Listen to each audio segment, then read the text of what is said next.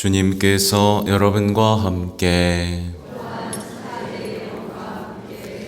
마르코가 전한 거룩한 복음입니다. 주님 영광 받으소서. 그때 어떤 나병 환자가 예수님께 와서 도움을 청하였다. 그가 무릎을 꿇고 이렇게 말하였다. 스승님께서는 하고자 하시면 저를 깨끗하게 하실 수 있습니다. 예수님께서는 가엾은 마음이 드셔서 손을 내밀어 그에게 대시며 말씀하셨다. 내가 하고자 하니 깨끗하게 되어라. 그러자 바로 나병이 가시고 그가 깨끗하게 되었다. 예수님께서는 그를 곧 돌려보내시며 단단히 이르셨다. 그에게 이렇게 말씀하셨다. 누구에게든 아무 말도 하지 않도록 조심하여라. 다만 사제에게 가서 내 몸을 보이고 내가 깨끗해진 것과 관련하여 모세가 명령한 예물을 바쳐 그들에게 증거가 되게 하여라.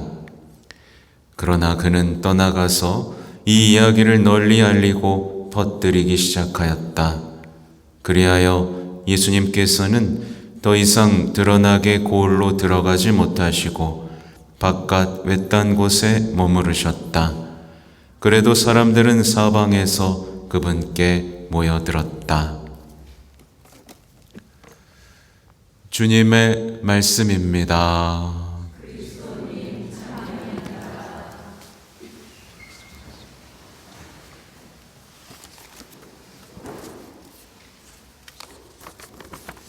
참 예수님.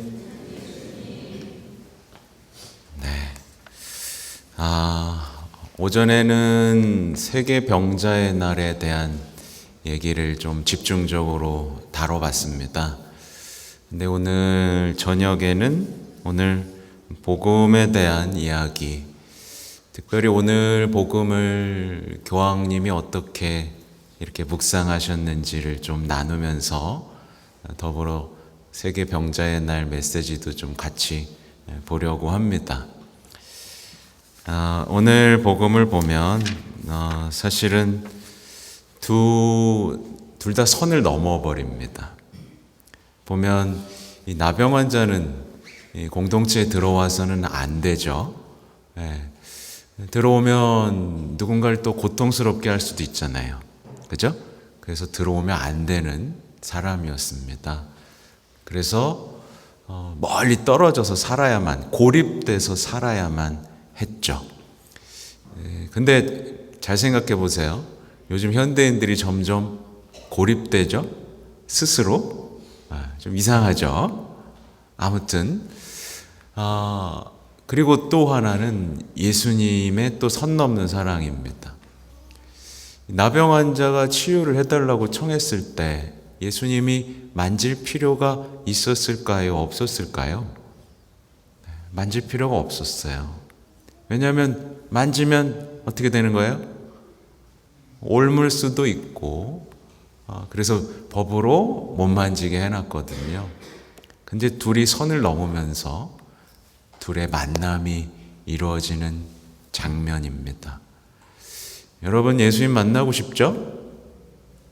만나서 삶이 변하고 또 깨끗해지고, 특히 지금 겪고 있는 어떤 어려움들에서 어떤 지혜롭게 해결할 수 있는 삶을 바라시죠. 아무튼 오늘은 이래저래 뭐 많이 했습니다. 개인적으로 미사도 했지만 병자성사도 아까 6분 해드렸고, 또 미사 후에는 혼인 성사도 하나 있었어요. 그래서 여러 가지로 오늘은 보람찬 날인데, 아까 혼인 하신 분들이 마음에 좀 많이 남습니다. 네. 일장 연설을 늘어놨는데, 왜냐하면 요즘에는 행복하기가 어렵잖아요. 그죠? 아무튼 교황님이 어떤 얘기를 하셨는가를 보면요, 우선 만약에 여러분이 이제 이스라엘 이 예수님 시대에 나병에 걸렸다고 한번 생각해 보세요. 여러분이 막 얼굴이 막 다 떨어져 나가고 손 떨어져 나가는 병에 걸렸다고 생각해 보세요. 여러분 우선 외롭겠죠? 그리고 고통스럽겠죠? 그리고 하느님에 대해서는 어떤 생각을 갖게 될까요? 하느님이 많이 미웠을 수도 있어요. 많이 원망스럽고 하느님 왜 나한테 이런 걸 허락했을까? 라고 힘들어했겠죠. 근데 보세요. 하느님에게 그런 어떤 두려움과 원망을 가졌던 이 나병 환자가 예수님과 대면하고, 예수님도 하느님이잖아요. 하느님에게서 다른 얼굴을 발견합니다. 말하자면 이런 거예요.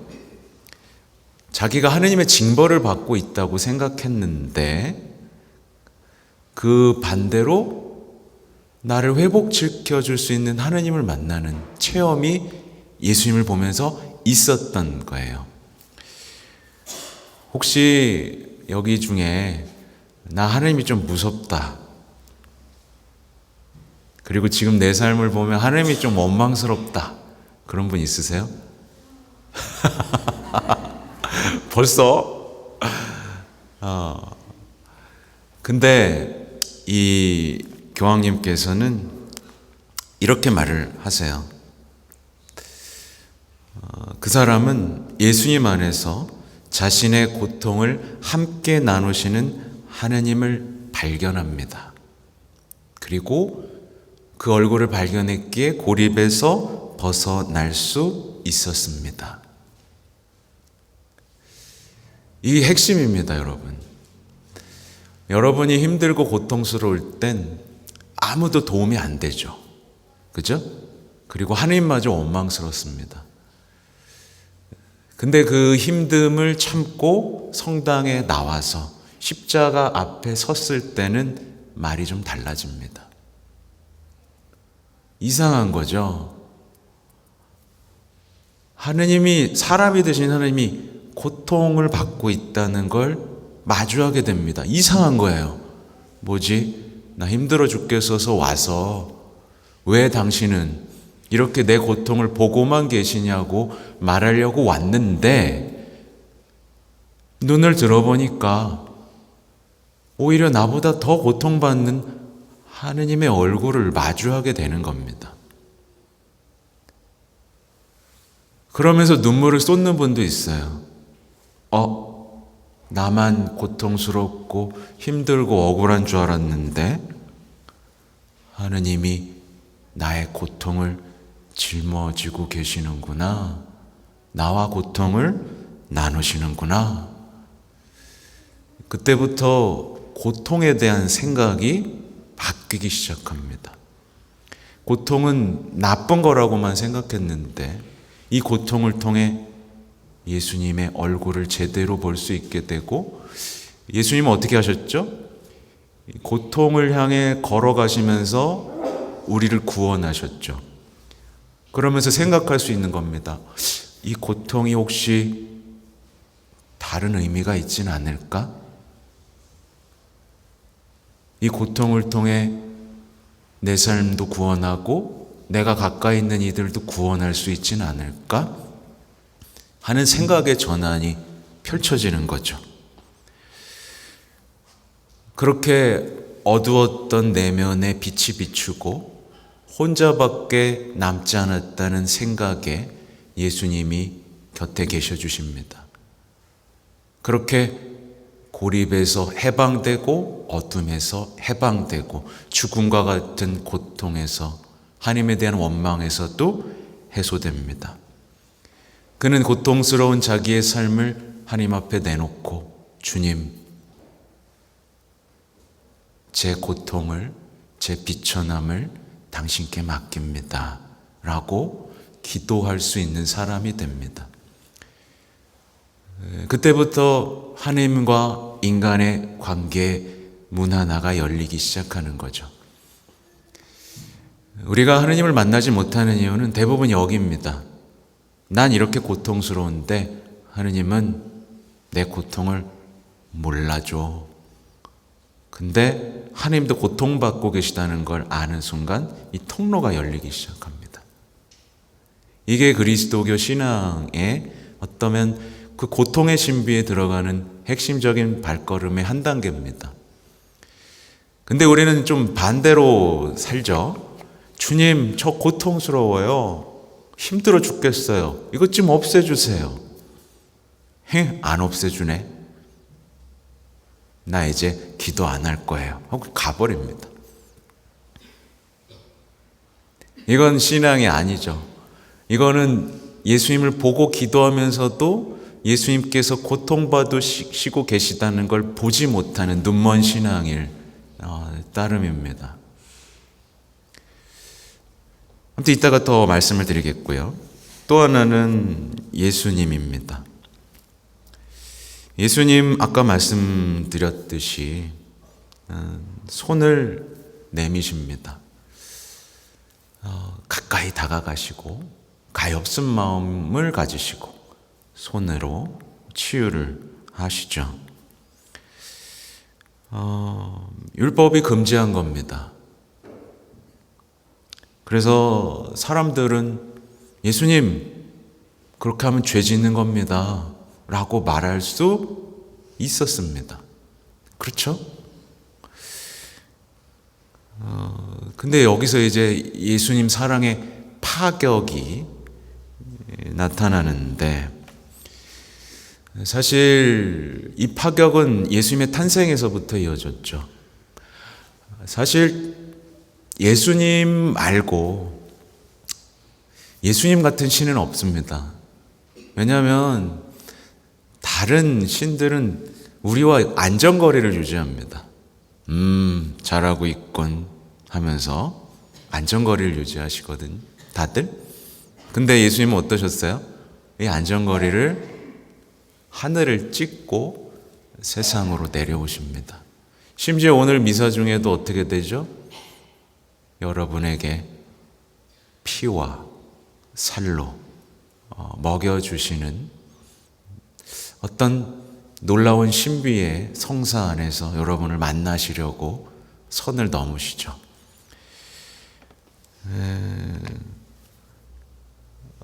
예수님은요, 절대로 여러분이 다가오시고자 한다면 예수님은 잠깐 뒤로 물러서라 라고 하실 분이 아닙니다. 그러니까 우리의 예상을 깨고 우리와 다가가시고 대화하시고 싶어 하시는 분이라는 거예요.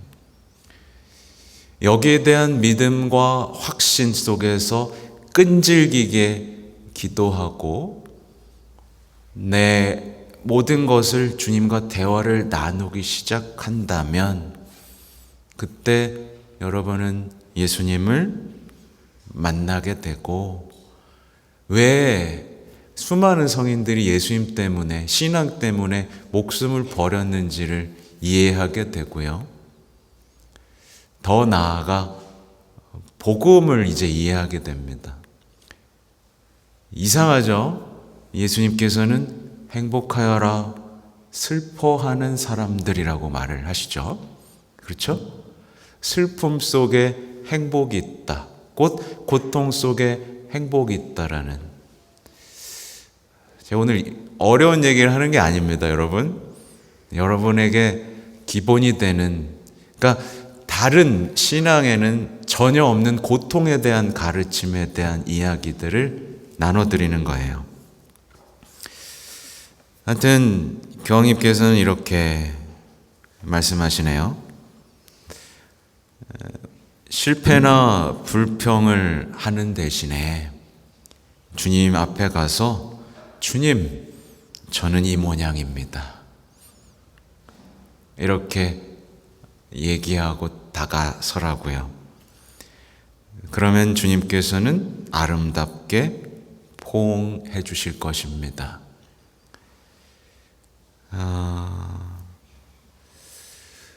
예수님은 관습을 넘어서는 사랑으로 우리를 안아주실 것이다. 그래서 뭐라고 말씀하시냐면 위법자들이 되기를 배웁시다. 이런 얘기를 하세요. 그러니까 보면 대부분 성경에도 나와 있는 것처럼 사랑을 막았던 건 그 사마리아 여인 이야기에서도 나온 것처럼 어떤 그 시대의 관습이었어요. 아까 제가 시작할 때 오늘날의 어떤 뭐라 그럴까, 가족들, 부부들 사이에 사랑할 수 없게 된 건 왜 그럴까요? 우리가 이 시대, 나도 모르게 이 시대의 관습에 젖어들어서 사랑할 수 없도록 교육받았기 때문입니다. 그래서 보면요, 우리가 왜 어떻게 교육을 받았는가를 가만히 살펴보면, 제가 이제 병자의 날 강론한 내용을 조금 덧붙이는 겁니다. 우리는요, 놀랍게도 사람에게도 이 사람은 쓸모있고 쓸모없다라는 생각을 갖고 살아갑니다. 여러분은 안 그러죠? 어떤 사람은 쓸모있고 어떤 사람은 쓸모없나요? 근데 우리는 이상하게, 왜냐하면 어떤 이 시대의 세속화, 효율, 합리주의가 우리 시대를 장악했기 때문인데, 그 대표적인 예가 노인입니다. 한 노인이 있어요. 늙었어요. 근데 이 노인에게 가난이 덮칩니다. 그리고 가난과 더불어 뭐가 덮쳐요? 질병이 덮칩니다. 그럼 이 노인은 어떻게 되죠? 버려집니다. 대부분 버려지죠. 더 이상 존경하고 보호할 가치가 없다라고 사회적으로 판단하는 거죠. 이런 일이 벌어집니다. 뭐 이런 예는 너무나 많죠. 배우자도 나에게 이제 쓸모가 없다라고 판단하면 헤어지자라는 선언을 하기도 하고요. 근데 이게 가정에서도 이루어지는데, 보면 오늘날에 자녀를 낳지 않죠? 많이? 사람들은 경제적인 이유라고 생각을 합니다. 그게 합리적인 결정이라고, 벌써 합리적인 게 나오죠? 근데 교황님께서는 신앙 안에서는 이걸 어떻게 진단하냐면, 자녀를 낳지 않는 이유는 그들이 자녀가 자신의 삶에 쓸모없다라고 판단했기 때문입니다. 그래서 쓸모없으니까 결혼도 안 하죠? 쓸모없으니까 자녀도 안 낳습니다. 그리고 심지어 뱃속에 아이가 잉태되면 낙태를 해요. 왜 하죠? 쓸모없기 때문에 합니다. 그래서 교황님께서는 이렇게 말씀하셨어요. 태아는 아직 쓸모없기 때문에 버려지고 노인은 더 이상 쓸모없기 때문에 버려진다. 이들은 쓸모없기 때문에 더 이상 보호할 가치를 사람들이 느끼지 못한다. 이게 교황님의 회칙 모든 형제들 제18항에 나오는 내용입니다. 우리는 모르고 살아요. 사실 보세요, 여러분. 필요한 거 있으면 다 사죠? 그죠? 필요한 거 있고 나에게 이득이 있는 거 되면 다 사고 애지중지합니다. 근데 오늘날에 자녀 보세요. 노인 보세요. 이게 되게 슬픈 얘기입니다. 근데 보세요. 이게 또 어디로 연결되냐면, 예수님이 왜 버려지셨죠? 사람들에게 쓸모없다고 여겨졌기 때문입니다.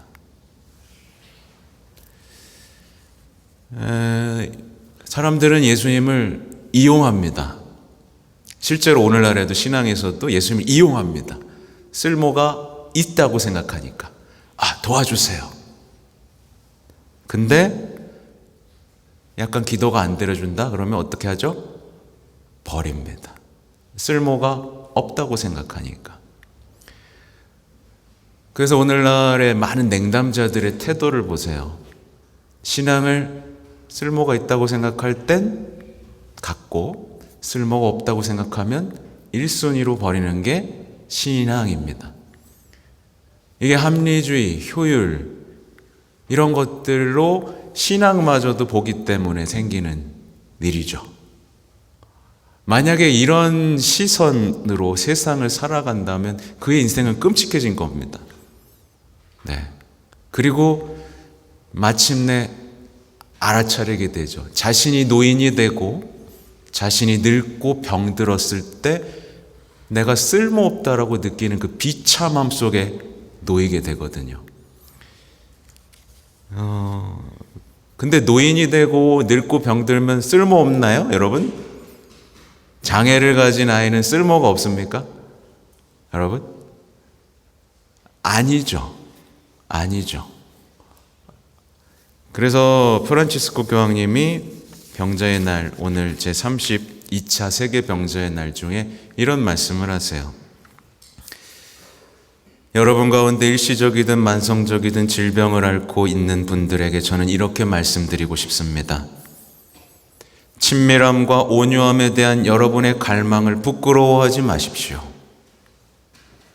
이를 숨기지 말고 여러분이 다른 이들의 짐이 된다는 생각도 전혀 하지 마십시오. 병자들의 상태는 우리 모두에게 정신없이 바쁜 삶의 속도에서 한 걸음 물러나 자기 자신을 재발견하라고 촉구합니다. 누구나 아파요, 그죠? 근데 그 아픔이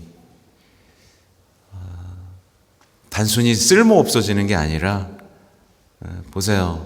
특히 어른들이 아프면 자녀들이 삶을 멈춰야 됩니다. 그동안 이웃 사랑하지 못했던 그가 시험 무대에 오릅니다.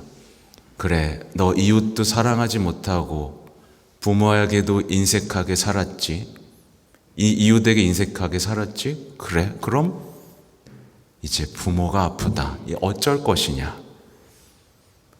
부모가 아픈데도 인색할 것이고 사랑하지 않는 상태로 남아있을 것이냐.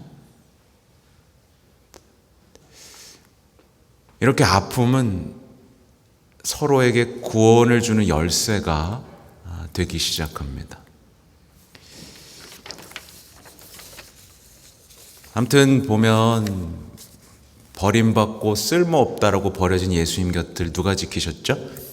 바로 성모님입니다.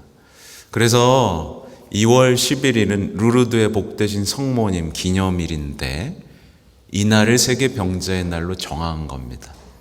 고통받고 버림받는 이들 곁에서 지켜주시고 그들의 고통을 구원에 이르는 고통으로, 그들의 절망을 희망으로 바꿔주시는 성모님을 기억하자는 이야기인 거죠. 그래서 아무튼 이렇게 마무리를 하고 싶네요.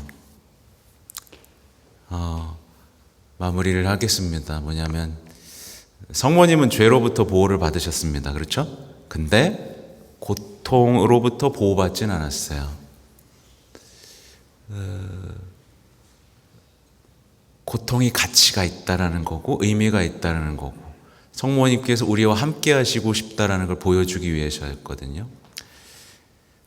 그래서 혹시라도 여기서 지금 고통받고 계신 분들이 있다면 그것을 통해서 하나님의 선하심을 부정하는, 또 어둠 속에 빠져드는 어떤